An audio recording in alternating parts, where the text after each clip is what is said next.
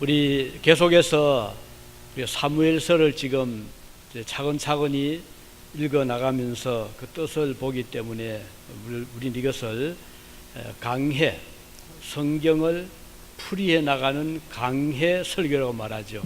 설교학에서는 크게 두 가지 분류를 합니다. 하나는 제목 설교를 많이들 하죠.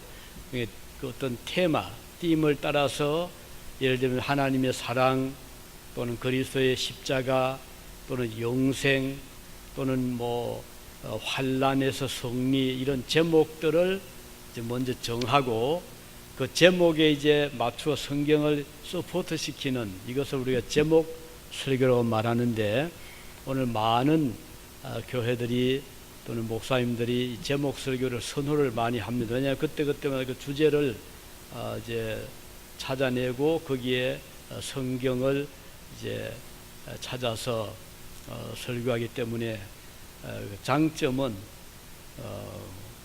그때 필요한 말씀으로 이제 설교할 수 있다는 장점이 있고, 그 다음 한 가지는 이제 말씀드린 강해 설교입니다. 강해 설교는 제목을 따라서 성경을 서포트하게 하는 것이 아니고 성경의 말씀을 따라서 거기에 이제 주제들을 성경이 무엇을 말하는가, 그러니까 상당히 성경 중심의 설교가 되거든요. 그래서 사실 가장 아이디어하고 이상적인 설교는 성경이 무엇을 말하느냐, 이게 중요하거든요. 성경이 말하는 것을 이제 설명하고 해석해주는, 그래서 유명한 설교자들은 거기가 이 강해 설교를 하는 자들이었어요. 그러나 이제 단점은 조금 이제 지루한 면이 있죠. 어떤 때는 어려운 면도 있고 하지만 그러나 우리가 음식을 먹을 때도 그렇잖아요. 우리 입에 맞는 것만 먹다 보면 편식이 되기 쉽지만 때로는 입에 안 맞아도 건강식품 또 골고루 먹으면 전체적으로 몸이 건강한 것처럼 이 강해 설교는 그런 장점, 단점이 있지만 이 강점은 성경을 전체적으로 바로 이해할 수 있고 또 하나님의 말씀이 우리에게 무엇을 전하는가 하는 것을 전하기 때문에 이 사실은 강해 설교가 가장 이상적인 설교로 설교학에서는 높이 평가를 합니다. 그래서 사실 이것은 쉽진 않습니다. 그래서 많은 설교자들이 조금 더 쉬운 방법을 택하는 것이 바로 제목 설교입니다. 그러나 우리 교회는 벌써 여러 해 전부터 제가 많이 강해 설교 쪽으로 하고 있기 때문에 여기 이제 귀를 잘 기르셔야 돼요. 그래야 그 맥이 끊기지 않고 금강에 금을 캐듯이 그 쭉 성경의 내용을 일관적으로 따라서 우리가 이해를 하게 되죠. 지금은 사무엘 하 마지막 부분에 주로 다윗의 통치 그리고 그의 사상, 그의 신앙 또 그의 와 관련된 당시의 여러 배경들을 보고 있기 때문에 우리 이것을 잘 이해하면 구약의 중요한 부분을 이해하기 때문에 사실은 성경의 그 중요한 키, 열쇠를 가진 것과 같다, 이렇게 볼 수가 있습니다. 이 다윗이 이제 왕권을 잡게 될 때 여러 가지 어려움이 있었잖아요. 그래서 사울이 다윗을 제거하려고 했고 번번이 실패했지만 또 그 후에 이제 사울이 전사한 다음에 비로소 다윗이 왕권을 잡았는데 이때 나이가 약 30세쯤 됐어요. 한창 젊을 때 왕이 됐죠. 연도를 보면 BC 1070년경에 다윗이 즉위를 했습니다. 그러나 다윗이 왕위에 즉위하자 또 여러 가지 복병들이 일어났어요. 우선 아들 압살롬이 자기가 왕이 되겠다고 반역을 하기도 하고 또 신하 중에 왕을 또 대적한 자도 있었고요. 그래서 결국은 아들에게 쫓겨서 왕궁을 빠져나오잖아요. 도망을 가게 되잖아요. 그러나 불행하게도 압살롬은 오래 왕권을 휘두르지 못하고 곧 전사를 합니다. 그래서 다시 다윗이 왕위에 오르게 되죠. 이런 우여곡절 끝에 이제 다윗이 왕권을 잡게 됐는데, 제일 먼저 다윗이 해결해야 될 문제는 유다라고 하는, 유다와 베냐민 지파를 중심은 남쪽의 그 부족들과 지파들과, 다음 북쪽의 여러 지파들, 가령 르우벤, 서불론, 시몬, 므낫세, 단, 이사갈, 아셀, 에브라임, 압달리, 갓, 이런 지파들이 이제 중심이 된 이스라엘, 이 두 그 나라가 이렇게 좀 반분되는 듯한, 그래서 유다와 이스라엘이 서로 어떤 그 경쟁 내지는 주권을, 그 어떤 더 많은 권리를 찾기 위해서 좀 반목이 되고 있었어요. 이 다윗이 이것을 잘 처리해야 되는데 이 쉬운 일은 아니었죠.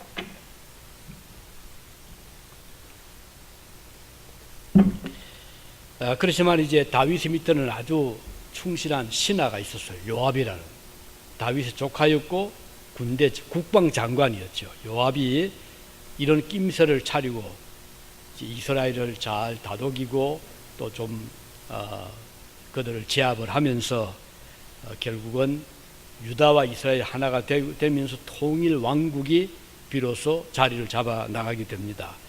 그리고 다윗이 왕권이 점점 강화되고 주변의 이웃나라 왕들이 다윗의 그 강력한 통치력 앞에 다들 두려워하고, 그래서 조공도 가져오고 화친 조약을 맺고 하면서 이스라엘 역사 가운데 가장 황금의 꽃을 피울 때가 다윗 왕국이고, 그래서 유대 국기를 보면 별이 하나 있잖아요. 이게 다윗의 별이라고 일컬어지고 있습니다.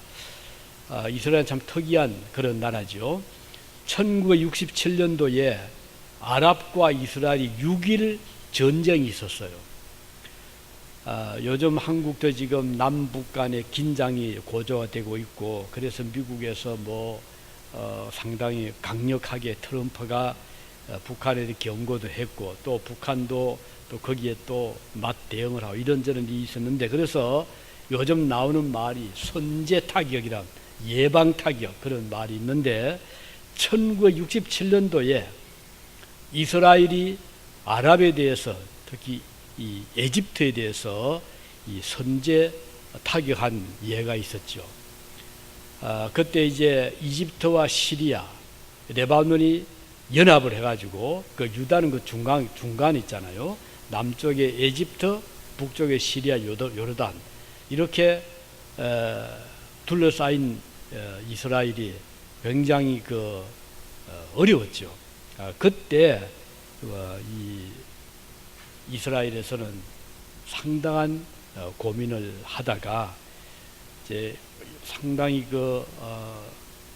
어떻게 이걸 처리하느냐, 어떻게 이게 대처하느냐 하다가, 그때 국방장관이 이 한쪽 눈을 전쟁 때 다친 그런 장군이 있는데, 모세 다얀을 중심해서 이제 수상 이제 의논을 한 결과 이게 선제 타격을 하자, 아주 극비로 결정을 하고, 근데 이제 아침 7시였죠.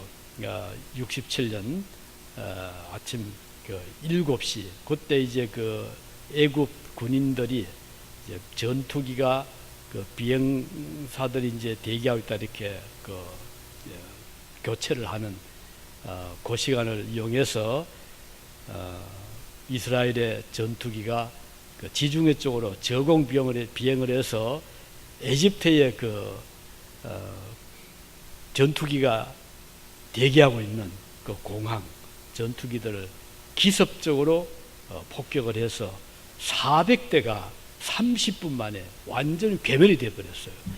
그러니까 이 에집트에서는 손을 쓸 수가 없게 된 거예요. 그리고 시나이 반도 점령하고, 또 시리아 또 이제 골란 고원을 또 차지를 하고 그런 일이 있었는데, 사실 그래서 그때 세계가 다 놀랐죠. 야, 이건 참 대단하다. 저 40분의 1밖에 안 되는 이스라엘의 적은 군사력을 가지고 저렇게 어마어마하게 넓은 땅을 차지하고 있는 이집트와 아랍 연맹을 대항해서 저렇게 기습적인 6일 만에 완전히 성전을 하고 시나이 반도 차지하고 골란공원을 차지해 버리잖아요. 그러니 이건 참 전설 같은 그런 전사인데, 사실 그때보다도 훨씬 더 이 BC 1000년 전 다윗 시대는 훨씬 더 강력했기 때문에 주변의 국가들이 감히 다윗에 대해서 대항을 못했어요. 이런 일이 있었는데, 이런 그 다윗의 위대한 그 담력, 또 나라에 대한 애국심, 그리고 또 두려워하지 않는 전투의지 등은 다윗의 그 사상, 마음, 믿음에서 나왔거든요. 우리가 아는 대로 다윗이 그렇다고 뭐 그렇게 좋은 집안의 배경은 아니었죠. 유다 지파의 조그만 지파의 후손이었고 8형제 중에 마지막 막내였잖아요. 그리고 어릴 때는 뭐 제대로 교육을 받지 못하고 양을 치는 목동 생활을 했지만 다윗의 마음속에는 하나님에 대한 신앙이 강력했고, 그래서 이제 다윗이 저 블레셋 그 골리앗과 일대 전쟁을 할 때도 다윗이 물맷돌 5개, 양을 칠 때 일이나 사자를 쫓을 때 던졌던 그 돌멩이 5개를 가지고, 지금 적장은 키가 7자나 되고 백전노장이고, 그리고 칼을 쏘는데 능하고 활에 능한, 창에 능한 골리앗을 대항해서 싸웠는데 다윗이 이겼잖아요. 그런 아주 신화 같은 그런 전설적인 실화가 이 다윗의 이야기입니다.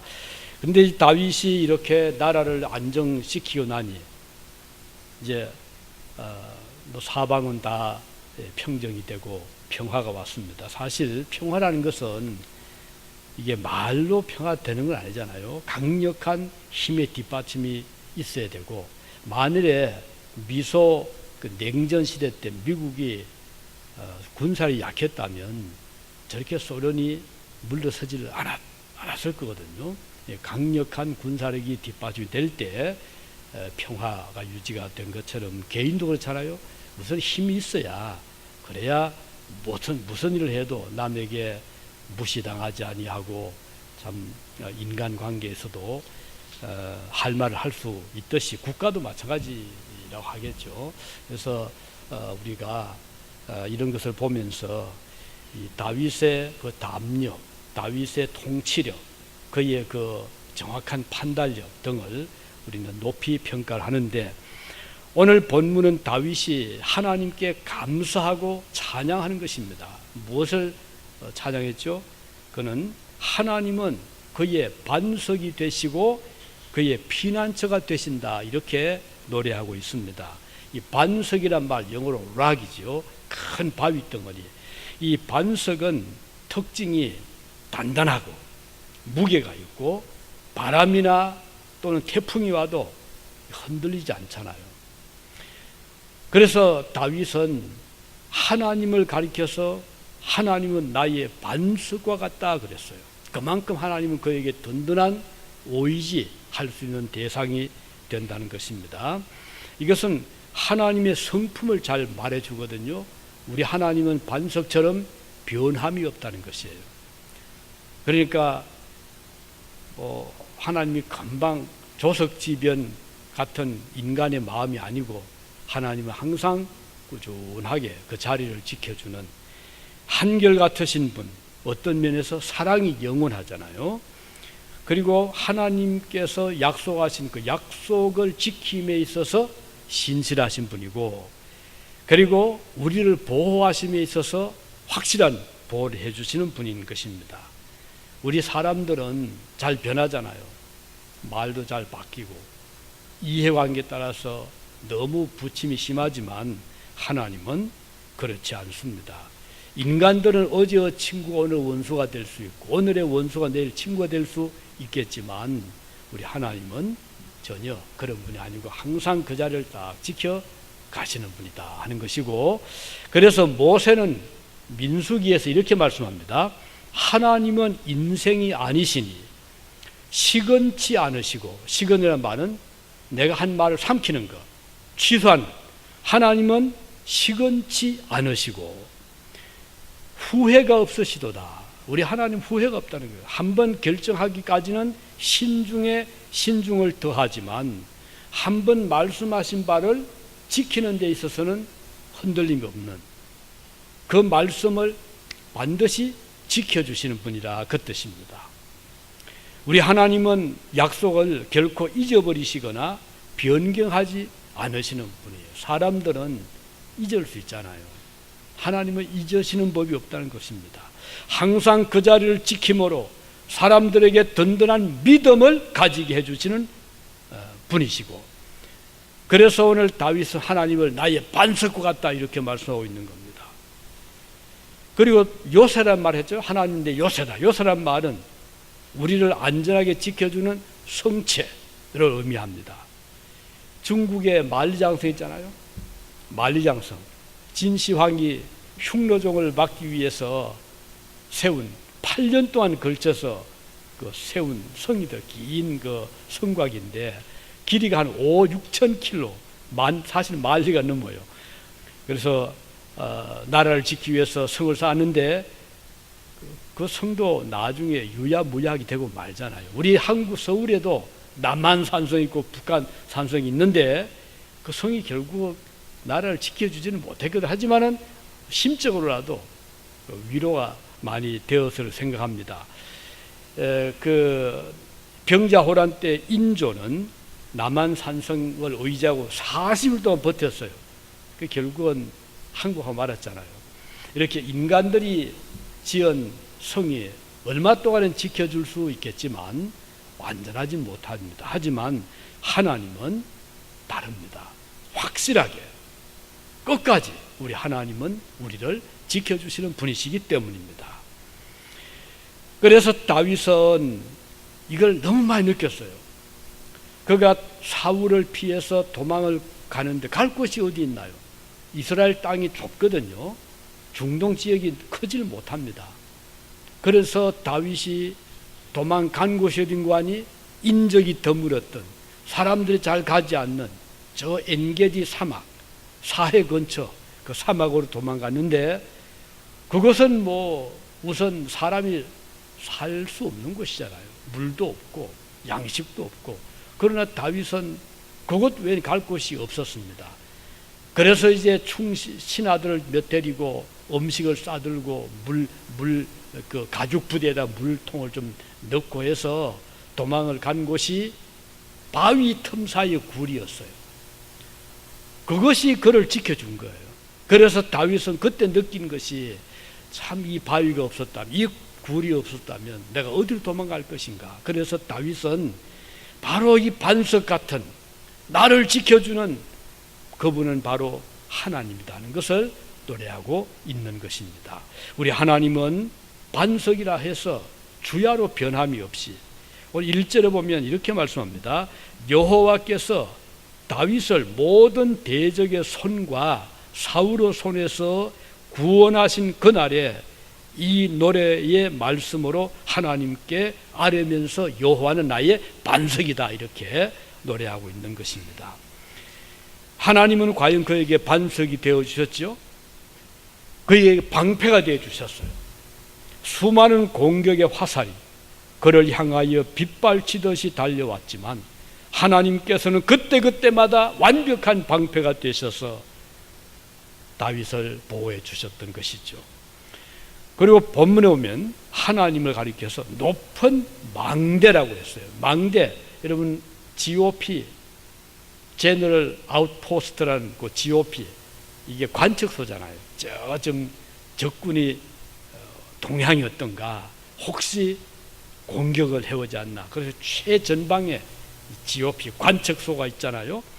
근데 다윗은 하나님은 바로 그에게 GOP가 되신다. 항상 다윗을 보호하기 위해서 주야로 눈을 참 부릅뜨고 지켜주신다. 그런 뜻입니다. 관측소 높은 곳에 있잖아요. 그래서 멀리 볼 수 있잖아요. 다윗에게 높은 망대는 누구셨던가? 그의 아들이 아니었어요. 그의 신하가 아니었어요. 하나님은 그에게 높은 망대가 되셨다. 그렇게 말씀하고 있습니다. 오늘 우리들에게도 방패가 필요하잖아요. 우리가 살아가면서 많은 공격을 받잖아요. 꼭 어떤 우리의 원수, 인간의 공격을 말한 것이 아니죠.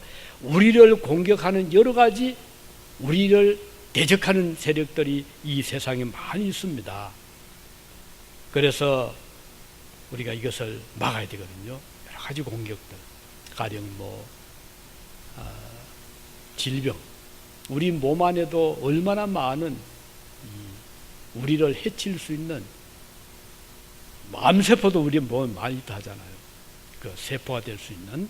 그리고 마시는 공기 속에도 이 공기 속에 산소만 있는 것이 아니잖아요. 이 공기 속에는 우리 몸에 해를 줄 수 있는 여러 가지 이물질들이 끊임없이 우리 폐 속을 들락거리잖아요. 근데 이걸 우리 몸이 막아내고 있기 때문에 건강이 유지가 되는 것이죠.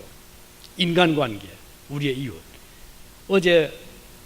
그저께 이틀 동안 우리 바자회 했는데 한참 일하고 있는데 어떤 미국 할아버지 한 분이 저를 찾아왔어요. 자기 스티브라고 이름을 소개하면서 이웃에 산답니다. 근데 자주 보지 않은 얼굴인 거 보면 이쪽에 있는 분은 아닌 것 같아요. 조금 밑에 있는 것 같은데, 그러면서 하는 말이 요 근자에 이 지역, 우리 이웃에 좀 안전장치가 필요하다 그래요. 그러면서 지금 가끔 이 도적들이 나타나 자전거도 가져가고 자동차 유리도 깨고 차 안에 있는 물건도 가지고, 그래서 한 달에 한 번씩 요 주민들 모임을 가진답니다. 그러면 저를 보고 패스도 좀 와주면 좋겠다 그래요. 그래서 잘 알겠다고 연락을 주면 가겠다고 했어요. 이러면 이렇게 미국 안전한 나라 같이 보이잖아요. 또 더구나 이 조그만 유진 스프링필드 이런 곳에도 우리가 경계를 해야 될 대상이 있잖아요. 어느 곳은 없겠어요. 이 세상 어느 곳에 우리 가도 안전한 곳은 없거든요. 끊임없이 우리의 영혼을 공격하는, 우리에게 어려움을 주는 그런 대적자들이 있기 때문에 우리는 늘 누군가의 도움이 필요한데, 하나님은 나의 방패라 다윗이 고백한 것처럼 오늘 우리가 섬기는 하나님이 여러분들의 방패가 되신다면 이것처럼 든든한 방패가 어디에 있겠습니까? 그래서 다윗은 이 점을 노래하는 거예요. 또 한 가지는 다윗은 여호와는 나의 구원이 되신다 그랬어요. 구원의 뿔이라고 했습니다. 뿔요. 그러면 여러분 알파벳 첫자가 A잖아요. A. 또는 히브리어 첫자가 알렙입니다. 그 A라는 그 A에 거슬러 올라가면 어원이요. 이 알파 헬라어에 알파 또 올라가면 알렙이 나와요. 이 히브리어의 그 첫 글자인데, 이건 어디서 땄는 거 아니?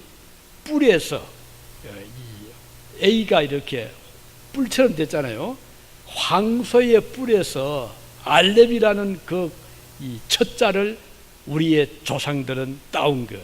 그 말은 가장 힘있는 단어, 황소의 뿔. 옛날에 황소처럼 센 동물이 없어요. 그러니까 황소의 뿔, 거기서 이제 A라는 글자가 나왔다고 하잖아요.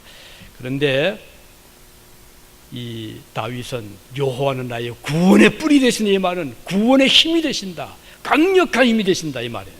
하나님께서 우리를 보호하시면, 우리를 구원하시면 아무도 빼앗아갈 자가 없다. 내 영혼을 지키신 하나님, 내 육체를 지키신 하나님. 그래서 하나님을 의지하는 성도는 항상 마음이 든든하게 되는 거예요.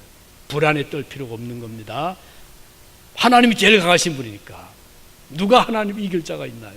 하나님을 이길 자가 있다면 우리가 넘어질 겁니다. 하지만 하나님을 이길 수 없다면 그 하나님의 보호를 받는 저와 여러분들은 가장 안전한 피난처 안에 살고 있다, 이렇게 볼 수가 있는 것입니다.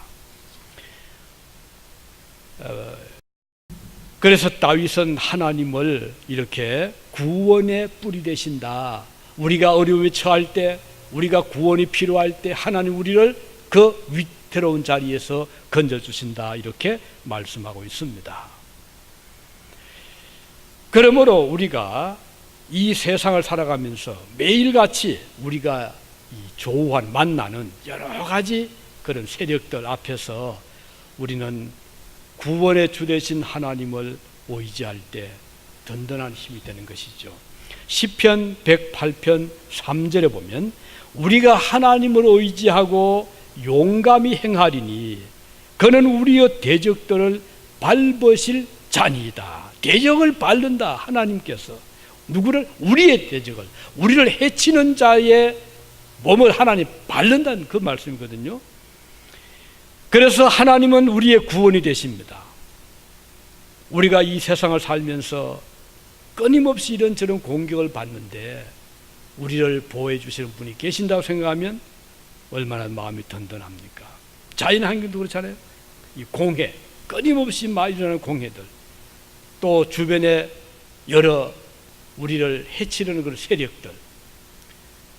그래서 우리는 하나님이 우리를 건져주시는 구원의 주님이 되신다는 생각하면 참 든든하잖아요. 그래서 특히 우리가 외국에 살면서 하나님의 안전한 보호 너무 우리는 필요하고, 그래서 뭐 다른 것은 잘 모르더라도 언제나 24시간 내 주변에서 나를 지키는 분이 계신다라는 걸 생각하면 하나님을 우리가 의지한다는 것이 얼마나 귀한 일인가를 알 수 있는 것입니다. 이제 마지막으로 다윗이 찬양하는 것은 뭔가? 7절에 보면요, 내가 환난 중에서 여호와께 아뢰며 나의 하나님을 의뢰하였더니 그가 그 전에서 내 소리를 들으시며 나의 부르짖음에 귀를 기울이신다. 하나님이 우리가 우리가 부를 때, 우리가 기도할 때 하나님이 들으신다, 그 뜻이거든요. 하나님이 우리의 기도를 들으신다는 것 참 귀한 일입니다. 기도는 무엇이요? 기도라는 것은 하나님을 향해서 우리가 대화하는 겁니다. 하나님께 우리가 무언가 아뢰는 것이에요. 언제 기도하죠?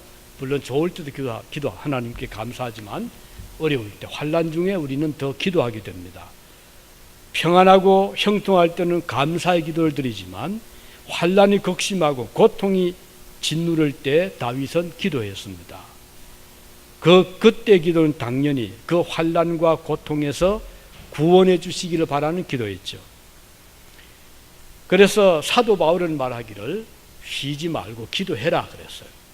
우리 기도의 생활화, 기도의 생활화, 매일같이 기도하는, 중요한 일을 앞에 두었을 때 우리가 해야 될 일은 기도입니다.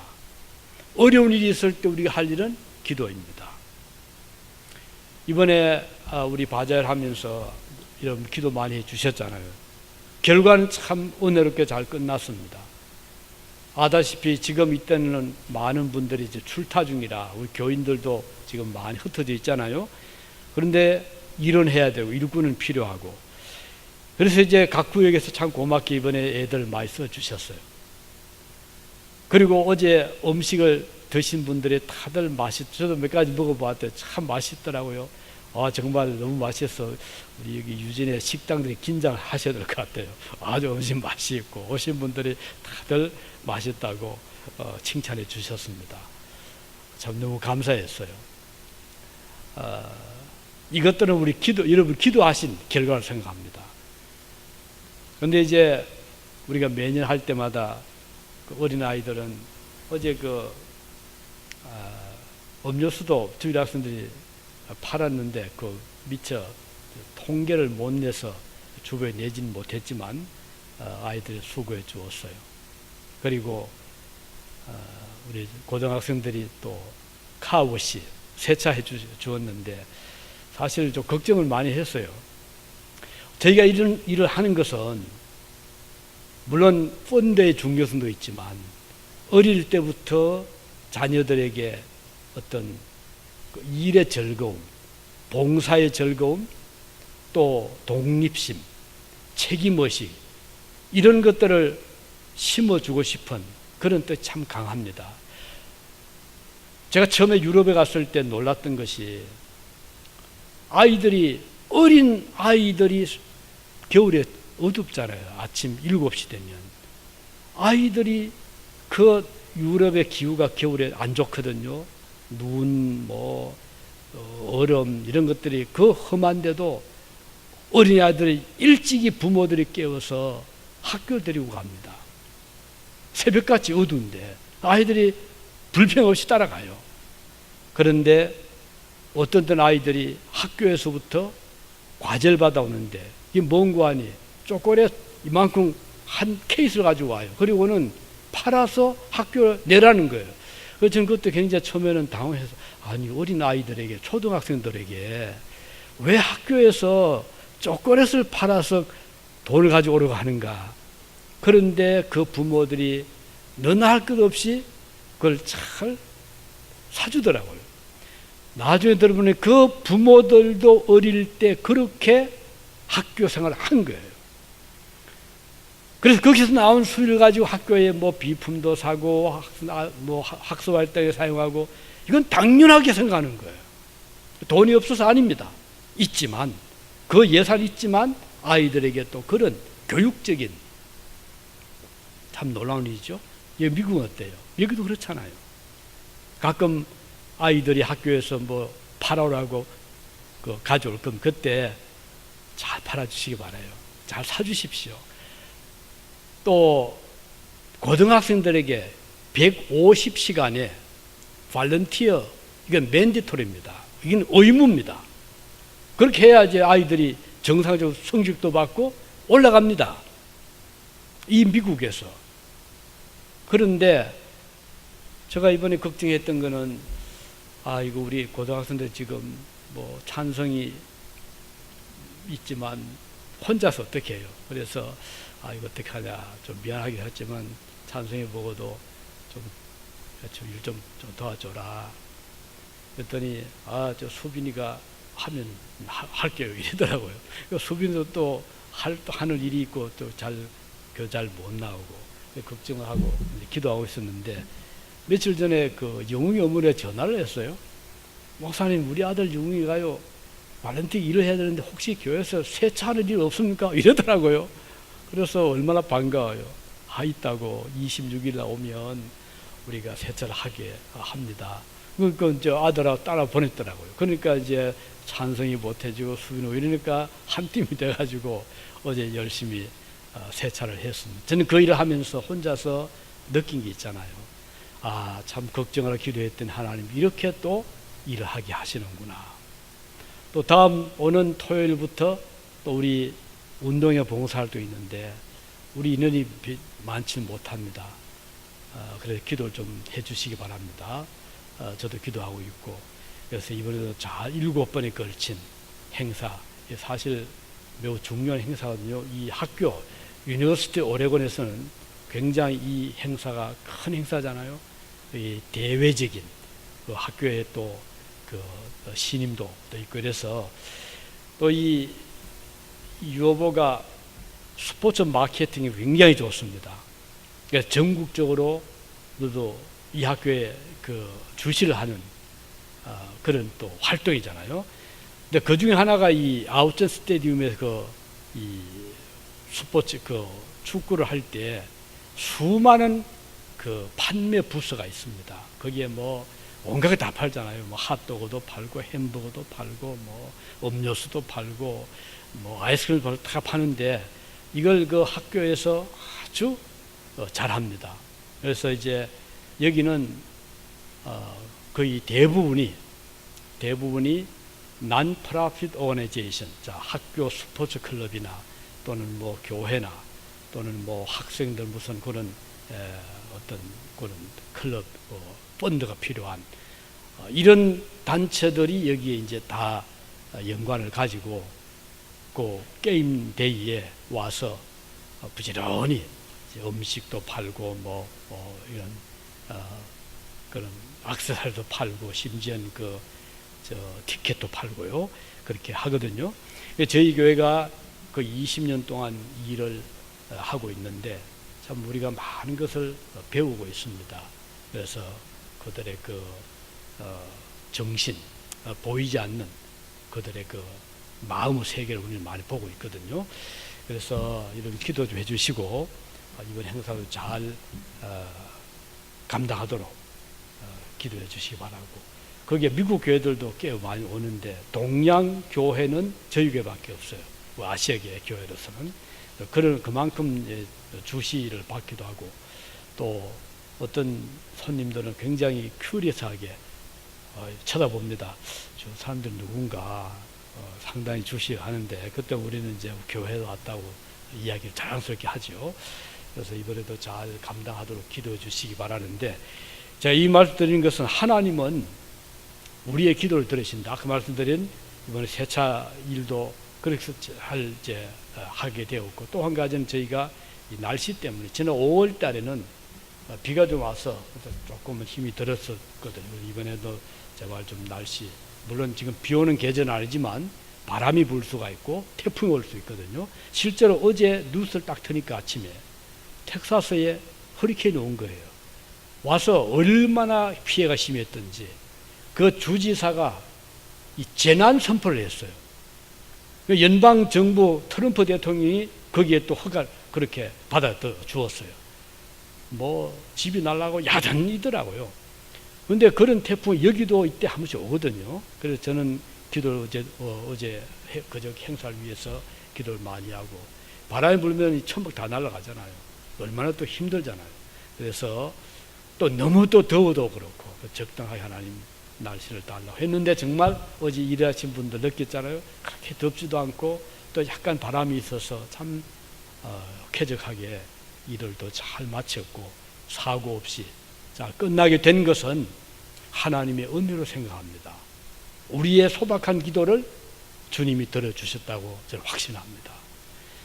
오늘 우리가 개인적이든 가정적이든 또는 국가적이든 교회적이든 우리는 항상 우리를 창조하신, 우리의 삶을 주관하시는, 우리의 운명을 이끌어 가시는 하나님의 도우심이 절대로 필요하다는 거 기억하시고 늘 기도하시면서 우리의 기도에 귀를 기울이신 하나님 앞에 기도하시면서 믿음으로 살아가시기를 바랍니다. 오늘 말씀 맺으면서 이제 다윗이 감사 찬양한 것은 이와 같이 하나님께서 그에게 반석이 되어주심을 감사했어요. 요새가 되어주심을, 그를 안전하게 지켜주셔서, 그렇게도 많은 방해가 있었지만, 그를 해치라는 세력이 있었지만 하나님은 그를 끝까지 왕으로 세워주심을 감사했고, 또 하나님께서 그의 구원의 뿔이 되심을, 구원의 능력이 되심을 감사했고, 마지막으로 그는 하나님께서 그의 기도를 들어주심에 대해서 감사했습니다. 오늘 우리도 이와 같이 하나님께 감사하는 일생을 살아가시기 바랍니다. 자녀들에게 감사를 가르치시기 바랍니다. 아이들에게 원망과 불평보다는 봐라 얼마나 감사하니, 너에게 기뻐할 일이 많지 않니. 아이들 어릴 때부터 그런 마음을 가지도록 부모님께 감사하는 마음, 친구에게 고마움 느끼는 마음, 이웃에게 감사하는 마음을 반드시 심어주시기를 바랍니다.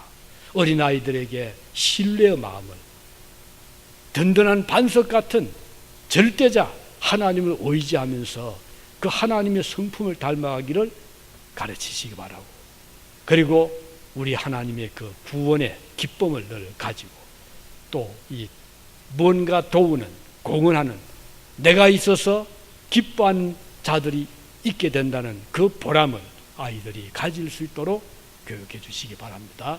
이제 우리 중앙교회에 있어서 여기 지역 주민들이 참 뭔가 기뻐할 수 있는, 또 우리를 바라보는 그들의 시선이 참 그리스도인들이다,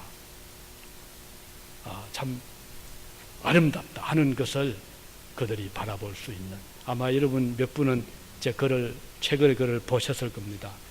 그 지하수 소단의 글을 제가 쓴 거기 마지막에 보면 바로 10일가 이웃에 살던 분이 그 물 때문에 그렇게 괴롭게 하다가 끝에 가서는 그렇게 아주 참 좋아하고, 그래서 이제 그분이 이사 가면서 저를 만나자 그렇게 그 흑을 하면서 You are really Christian, You are really Christian, 아주 이런 칭찬을 제가 들으면서 너무 감사했어요. 우리가 지역사회 살 때 이웃들에게 뭔가 기쁨을 주고 이웃들에게 뭔가 그들에게 신뢰를 줄 수 있는 이런 자들이 된다면 결코 이 세상은 해일이 되지 않을 겁니다. 그러니까 기쁨에 아주 보람된 또 살만한 가치가 있는 그런 하나님이 창조하신 그런 귀한 축복을 누릴 수 있으리라 생각합니다. 기도하시겠습니다.